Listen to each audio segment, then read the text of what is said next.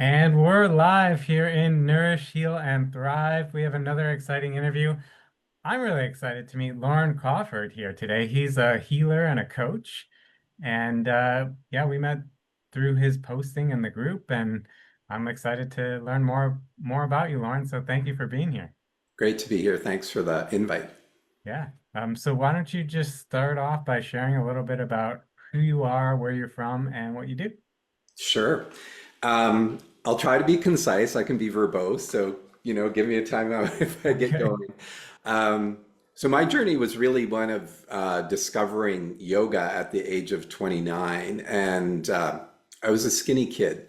I had a lot of body dysmorphia. I was very feminine looking, so I was often mistaken as a girl as well. So that created a lot of, trauma.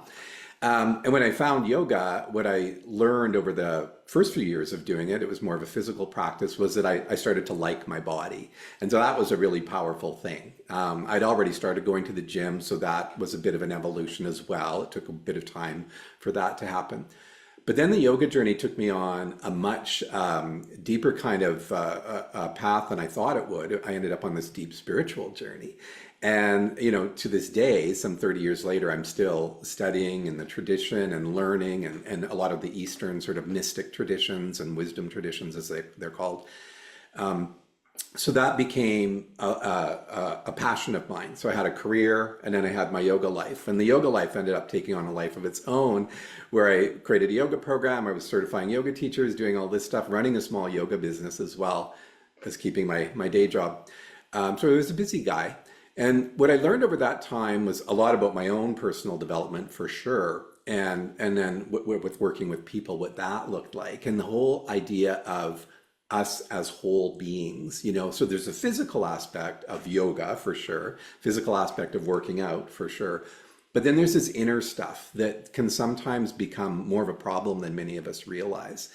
And so over the years, what I've done is figured out, well, how do I take this rich wisdom tradition of yoga, Ayurveda, and some other things, aspects of psychology that I study, and bring that into something that's going to affect people more at this stage, my stage of life, in midlife and beyond, right? So this integrating of wisdom in terms of our experiences and our internal journeys, as well as keeping this beautiful vessel alive and healthy and well.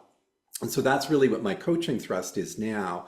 It's an integrated approach to mental fitness, I call it, and the whole wellness thing and the journey to what is my purpose? Where am I going at this stage in my life? And how can I have more clarity around that? So that's kind of me in a nutshell. Yeah, but what was like, I mean, you mentioned that, you were younger and thinner, and what was that turning point or whatever? What was that moment that you said, okay, now it's time to make a change. It's time to get into yoga. And then once you got into yoga, like how did you turn that into like teaching and coaching? Yeah, so there's two parts to that. I think part of me knew in my early 20s, it's like I need to try to build muscle, right? I need to fill this body out that's so, ectomorphic, as they say. And I had the courage to go to a gym. I was really scared. Like I was scared, what will people laugh at me in the change room? That was the narrative in my head, right? And when I finally did it at 24 or whatever, hit the gym and started to go there regularly, it was like this big sigh of relief. It's like, oh my gosh, there's all kind of body types in the change room. What was I worried about? And then later, so 5 or 6 years later, a friend of mine said, you should try yoga. And I was kind of like, well, why would I do that? And then I did. I went to a yoga class at my gym, powerful teacher. She was really amazing. And that's what kind of opened up a whole other trajectory. So I knew I loved yoga. And when I started my career was kind of taking off, and I was like, how do I do more of this yoga thing? And have to work on my career stuff too. And so I decided, well, I'm going to do a teacher training program because that's going to deepen the yoga journey for me and I'll understand it more. And I had facilitation skills. That was part of what I did with my work. And so I thought, yeah, let's do this. And so I married the two, my love for yoga, teaching, and then that sort of paralleled with the stuff I was doing over here in the career world of online training, facilitation work, and all of that. But this was where my passion was over on the yoga side. And so that's where that all took off. And then I did an accelerated thing. I did this master's level training with a beautiful teacher in the US. Ended up studying and going all over the place and doing different modules with him. And that was really the thrust of taking it into a bigger project in terms of running a yoga program and certifying yoga teachers and all those wonderful things. Wow, that's really cool. So is it is your program primarily just yoga? Are you helping people with all sorts of fitness areas, or is it more mind and spirituality? Where does it Yeah, all come to play? great question. So the thing I struggled with was how do I get out of the yoga box? Because when people think about yoga, they think about a certain thing mostly, right? Fancy exercise classes, a certain brand of clothing, that sort of stuff.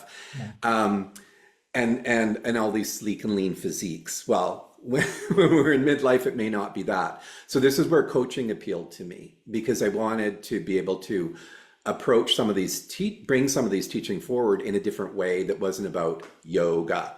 And so the physical yoga is something that I invite my coaching clients to do. I do teach a couple of classes locally, and I do a live virtual class on Tuesdays at 5 p.m. Pacific, which people can attend, right? My clients can attend for sure, but that's not the primary focus. The primary focus is on that deeper inner journey.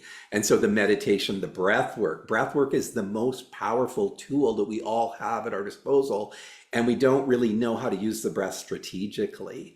And what I've noticed over the years, especially the last decade or so, is there's all of this power breath work that you can do, like this really exertive stuff. It doesn't have to be that intense, right? So I do work with coaching clients will receive somatic kind of stuff, like how to deal with the physical energies as they're doing the determination of, what's my purpose? Why am I here? What is the next stage of my life going to be all about? Having a strong vessel, yes, but also making sure that you're doing that necessary inner work. Yeah. Okay. So t who are your typical clients? Like who comes to you? Generally, I market towards men in midlife. It's just, it's easier to have a specific niche that you're dealing with because then the message is clearer. So it's usually men 45 to 60-ish who are experiencing some kind of midlife transition, we'll call it. I don't like that C word. Excuse me. So they might be feeling stuck. They might be feeling like, oh, why aren't things going the way I thought they would go, and that sort of thing. And a lot of that is just because they get stuck in patterns. We get stuck in patterns and different ways of being, and then we need a little jolt sometimes. And unfortunately, for many, that jolt can be the end of a relationship, or it can be a diagnosis of a disease. It could be, a catastrophic thing. But we don't need to wait for that. We can be we can be more of the architects of our future, but just deciding it's time, right?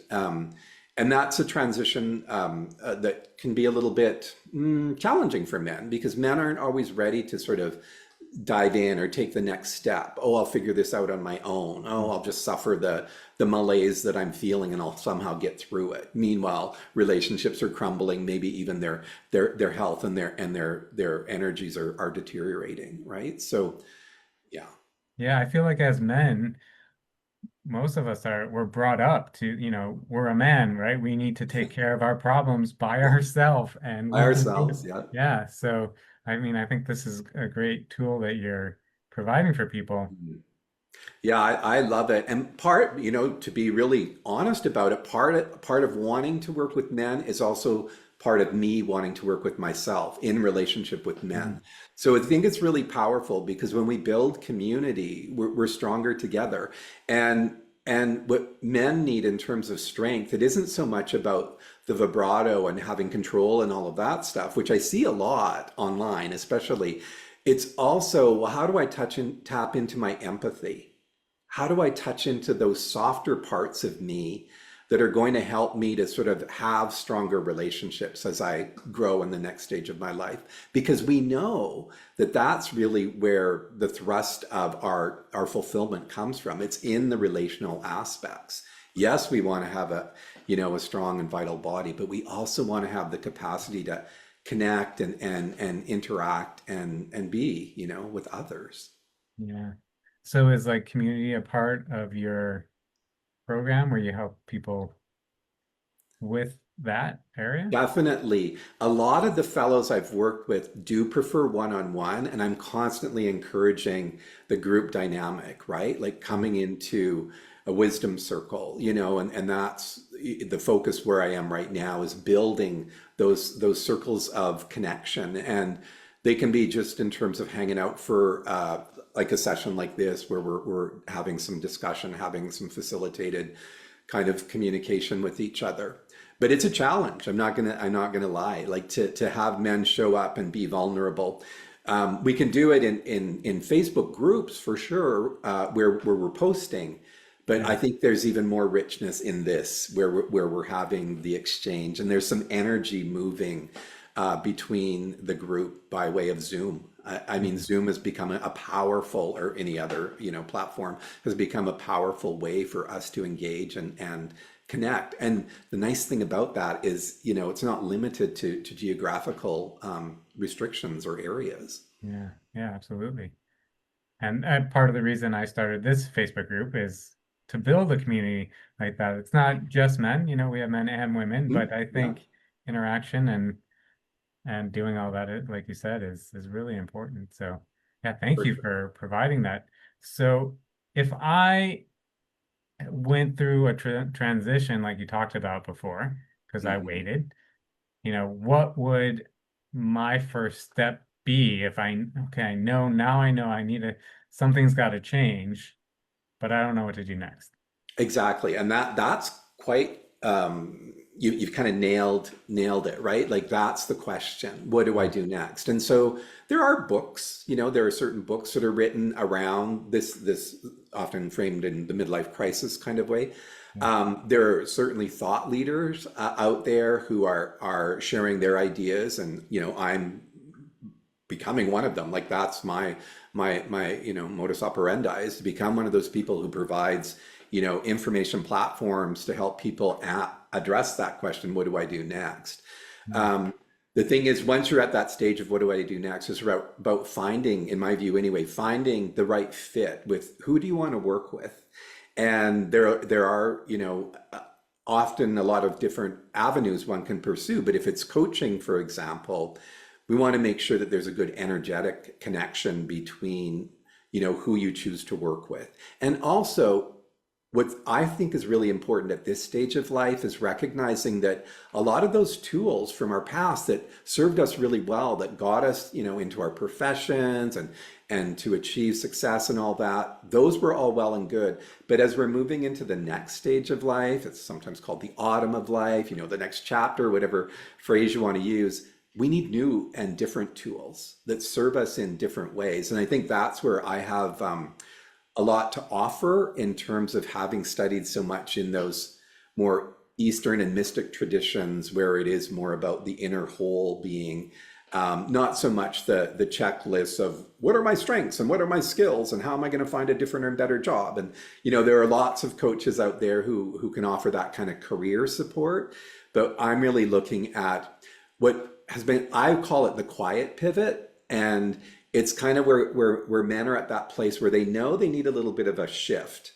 And does that mean throwing away the career? Well, maybe not. It might just be the pivot is kind of more of what's going on in here, and then aligning more of a heart-based approach to the next stages of life. yeah, yeah, that's great. But what if I feel like it's too late. I've gone past the point of making that pivot. It's never too late. If we think of who we are, we're just ultimately energy beings, right? And whenever there's the impetus for change, and the way I feel this happens is our soul is kind of like knocking back there and saying, hello, hello. Yeah, I want you to connect with me a little bit more, not so much that egoic part of yourself that served you really well and had you, make your achievements and become who you are and all of that. But I want a voice at the table now. And so that can happen up to your last breath, that connection with that part of your higher self, we'll call it.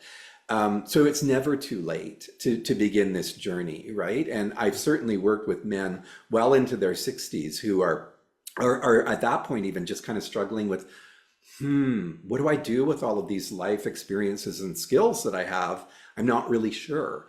And I'm also an advocate of rethinking this idea of retirement because, and I'm not saying that people should work to the day that they die. I'm not saying that at all. But this idea of, oh, we retire at 65 and then, oh, do some gardening, some cruises a few times a year and just enjoy the easier life.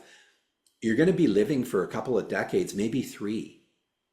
Like, so we need to be really thinking about what that looks like. Is retirement at 65 even something that makes sense anymore? So maybe it's about sunsetting that job, which is what I did. I sunsetted that corporate job at 56 because I realized I really didn't want to be there anymore. But now I've got, the next 30 years, well, 25 because I just turned 60.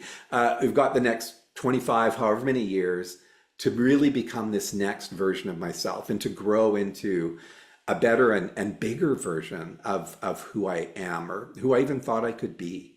Yeah. No, I think you got 30 or 40 years, not 25. Yeah. And we should, I tell people that I work with too that, we're training now for our 80s and 90s and beyond, right? We need Mhm. to make sure that we're healthy, not just physically, but we need to be physically, right? So we can move Yes. around and be mobile. But, Yes. in order to do that, we also need to be ready, mentally and spiritually And energetically. and So energetically. this I is like that. this is Yeah. a thing too that we often forget that we are energy beings, right? And if we start letting that kind of get dissipated, shall we say? So that's where breath work again and meditation come in so handily. We want to be able to, yes, have that strength to easily get up from the chair when we're 80, 85 years old. We want to be able to walk with comfort and ease and all of that. But if we can be cultivating energy by way of breath, we can be doing that up to the very end, right? Again, strategically, how do we work with breath to make it like the vital tool for our transformation? Yeah. Yeah. Wow. Really cool. Is there anything that you haven't talked about that you'd like to make sure you get to share?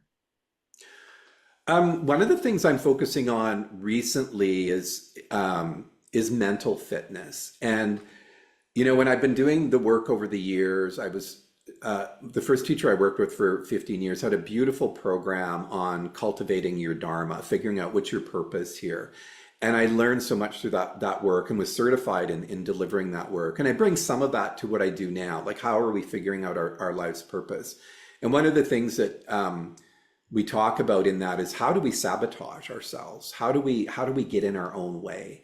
And of late, what I'm doing is work with positive intelligence, which is really that. It's like identifying how we have, this part of our brain that keeps us kind of second guessing, questioning, and it does it from a place of just wanting us to be safe and secure, but it also really holds us back in so many ways. So looking at how can I, determine what are those saboteurs and how are they getting in my way? So I've used the positive intelligence system, which is a beautiful, reputable system that I'm now bringing into the coaching that I do. So folks, in answer to your question, folks can do a saboteur assessment and figure out, well, how are some of these voices, these 9 saboteurs and that big judge getting in my way and maybe preventing me from the fit and beautiful body that I know I can have, or understanding what the next stage of my journey is going to look like and being able to get there without these negative voices keeping me small and keeping me, stuck in the past. So that's a really important element of how I bring people into the fold initially is like, let's do a saboteur assessment. And it takes like 5 minutes. And then we'll have a discussion to look at those outputs and determine what the next steps might look like for you. Wow. Well, I was wondering, what do you think is the most common saboteur? Well, it really runs the gamut, right? Mine, for example, is the hyperachiever. Okay. And so what that means is I'm always, and the fact that I had 2 careers running parallel kind of, is an example of that. I've always got tons of projects that I'm working on, and that is becomes a way, like a badge of honor. I'm the go-to guy if you've got something you want done. Come to me, I'll do it. And that's how I ran my career too. When I was working in the corporate world, I was always the go. Oh, Lauren will do that. Oh, ask Lauren, And so that's become a way of being.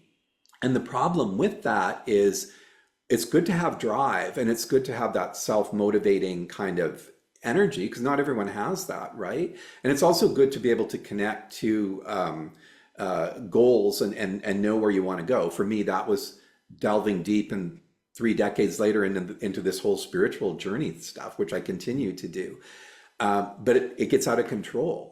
And so what happens with that one, for example, is all of these positives, like having drive and determination and knowing how to move forward, they become all consuming. And then so your self-love becomes conditional on your projects. Imagine that. And so if you're not working on something, then you don't feel so good about yourself. And when you do achieve a goal in a project, you might feel good for 10 seconds and then you're on to the next thing. So you don't give yourself those rewards of completion satisfaction. And also that ends up impacting all of your relationships because you're so mired and focused on this hyperachiever kind of modality. And so the self-love becomes very conditional. And we know how that can be detrimental to our overall well-being. That's an example. There's others. There's like the stickler, the hypervigilant, the avoider, restless, which is also me. It's like, oh, what's next? What's next? What's next? And so when we start to understand these, and then it gives us a lot more sort of capacity to understand how things have happened and why things have happened the way they have in the past. And then it's like, oh, now I can catch that stuff and not go there. And that's beautiful. That's what we call the sage, or, in the yoga philosophy, I would call that the higher mind. But in this system, we call it the sage mind as opposed to the saboteur mind. Yeah. So let's spend more time over here, especially in the next stages of life. We want to be in that grace and that spaciousness, that expanded kind of sense of who and what we can be.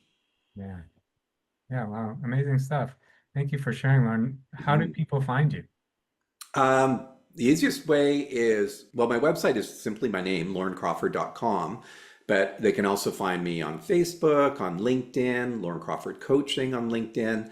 That's where I do a lot of my promotion of who and what I'm offering. And I have a YouTube channel as well, Loren Crawford Coaching. So those are the Awesome. main areas. So we'll have you leave those links here in the comments Hmm. of this post so that way people can connect with you. Yes, for sure. Yeah, that would be really great. So uh, this has been really insightful and really appreciate you doing this. Any words you want to leave everybody with? Just if you're feeling a little bit of that angst, we'll use the word angst around the future, don't dismiss that because that could be that higher part of you, the soul, whatever you want to call it, trying to like give you a little bit of a wake up call that your journey is not full yet. There's something more to this path that you're on. And generally it's something that you wouldn't consciously figure out because we live so much in the unconscious and some of that's just old programming and patterning, right? And so if you're feeling that sense of explore that because it could be a door that opens a whole new stage in your life. Wow, that's beautiful. So thank you for sharing that. Thank Mhm. you for doing this. You're If welcome. you're watching and you're listening and you resonate with Lauren and you want to learn more about his yoga and his coaching, definitely check out the links that he's going to put in the comments here. And if you like what we're doing here at Nourish, Heal, and Thrive, just comment interview and we'll spotlight you. We'll let you share your gifts, or if you're struggling, we'll give you the support you need. So thanks, everybody, and we'll see you at the next one.